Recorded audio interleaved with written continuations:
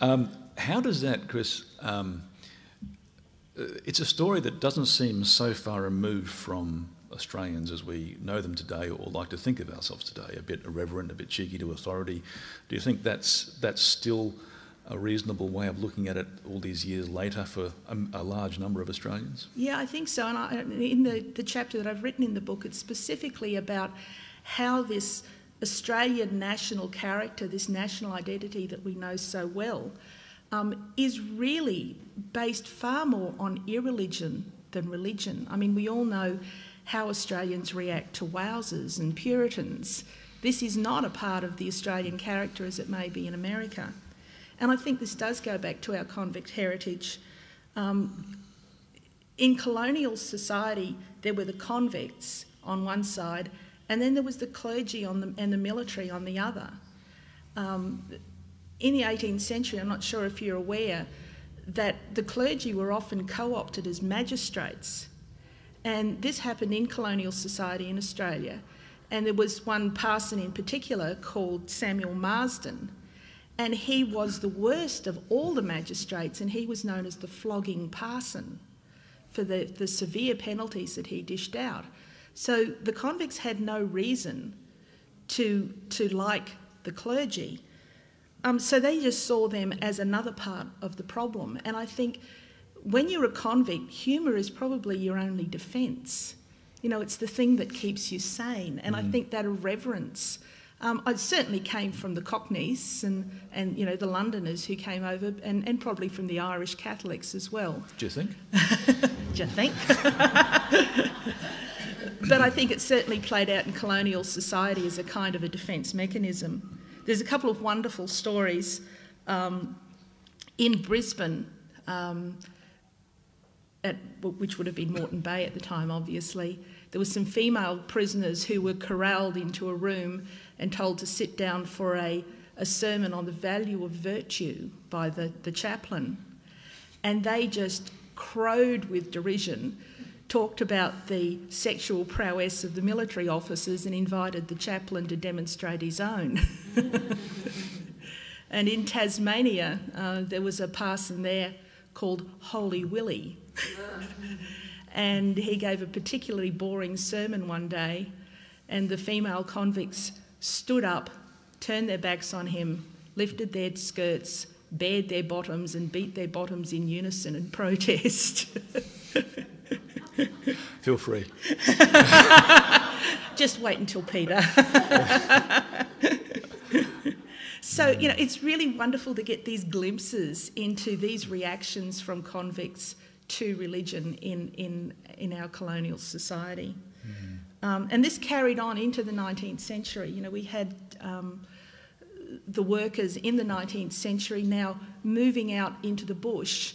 And, you know, this was a harsh environment, and this was before there were townships, you know, just settlements, just a station perhaps, or, you know, a couple of rough huts. And there really wasn't much interest in religion there. I'd like to read, if you don't mind, from the book, a wonderful story, one of my favourites. This is a story about how the residents of a Western Queensland town headed off an unwanted clergyman at the pass. At the meeting, one of the boys got up and said he reckoned this bloke was coming in for a collection. So we said he could have his collection if he'd stop away. We'd done without religion so long we could do without it now. So we took up a collection and it came to 10 quid. Then we sent one of the boys to meet the bloke on the track we heard he was coming in on and tell him he could take his collection and clear, or we'd keep the collection and we'd clear. He took the collection and cleared. And that's all the religion we've had at our township. Oh dear. Oh yeah. It's funny how we feel kind of proud of those stories, isn't it? Yes. We connect with it in a funny sort of way. In a slightly different vein, as we grow as a nation, we get more sophisticated in our politics and as our workings. It's not quite as simple as convict versus others, or just even necessarily the harsh bush against, you know, the more religious natures. I found really interesting, what was interesting in the book about development of our society was how trade unions had a very interesting relationship with atheism. Can you expand on that for us for a while? Yeah, there is a very interesting relationship between trade unions and atheism. And it goes back to England in the 19th century with the rise of the Chartist movement. The Chartists was probably the first mass workers' movement, and they were agitating for votes for workers. And a lot of the Chartist leaders were atheists, and they were certainly anti-clerical. They were against religion. Again, the same thing, that they felt that the mainstream religion was on the side of the capitalists and not with the workers. During the Victorian gold rush, a lot of the Chartists, the British Chartists, emigrated, and some of them ended up on the goldfields, including a particular journalist whose name escapes me at the moment. But there was a group of people on the goldfields who had been involved in the Chartist movement in Britain. And they were very much responsible for inspiring and probably agitating the miners, and that led to the Eureka Stockade. So, you know, we have the atheists within the Chartist movement that push against authority again, which is sort of a recurring theme in Australia, and then the Eureka Stockade. So then throughout Australia, this unionism, socialism, atheism, all three have always been very closely aligned. And of course then working into the 19th century, we see the rise of communism, and that really took on in Australia. And again, that was sort of an atheistic philosophy. Something that you may not know is that Henry Lawson, the great Australian poet, was an atheist, and his mother Louisa, who was also a remarkable woman and a feminist, was also an atheist, and both of them were working in their own way against the church. And Henry was a great unionist, and he had a vision which I think is really interesting about how unionism would save Australia. He said, "Trade unionism is a new and grand religion. It recognises no creed, sect, language or nationality. It is a universal religion. It spreads from the centres of European civilisation to the youngest settlements on the most remote portions of the earth. It is open to all and will include all: the atheist, the Christian, the agnostic, the Unitarian, the socialist, the conservative, the royalist, the republican, the black and the white. And a time will come when all the ists, isms, etc. will be merged and lost in one great ism, the unionism of labour." Do you think that we've removed atheism from that background? Do you think now it's still associated in the minds of some like that? And it's hard to separate ourselves from the cultural impact of the American McCarthyism area, the communist atheist. You know, it's all tarring with the same brush. Do you think that happens still, or do you think it's teased apart a bit more?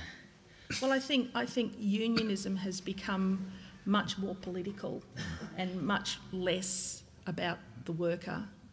I think certainly the Labor Party has become much less against the worker.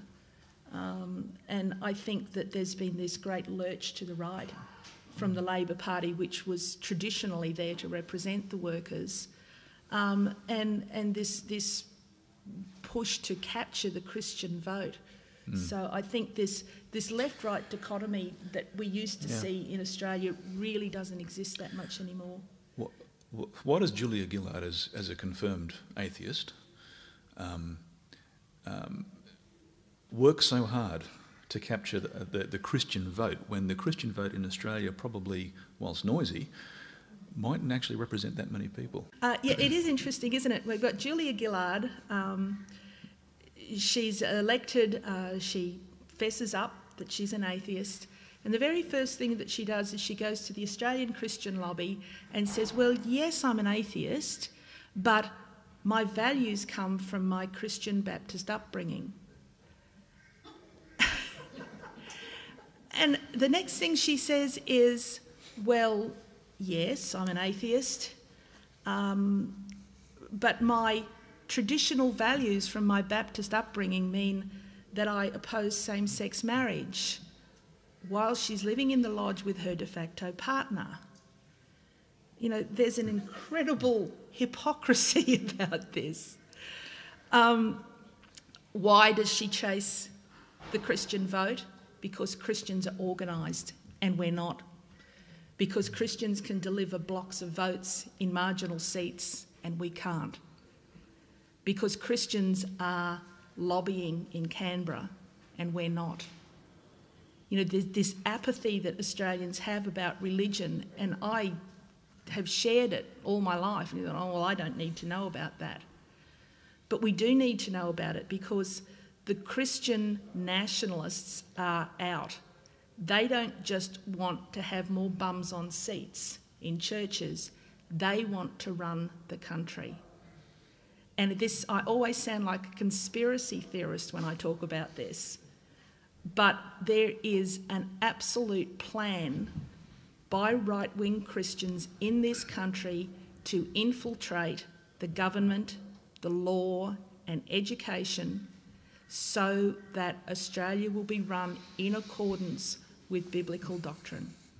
And they are even now recruiting people, children in state schools, mentoring them through high school and through university, and then working with those people, mentoring them with people who are already in the institutions that have influence and getting them in and putting them on a fast track to power.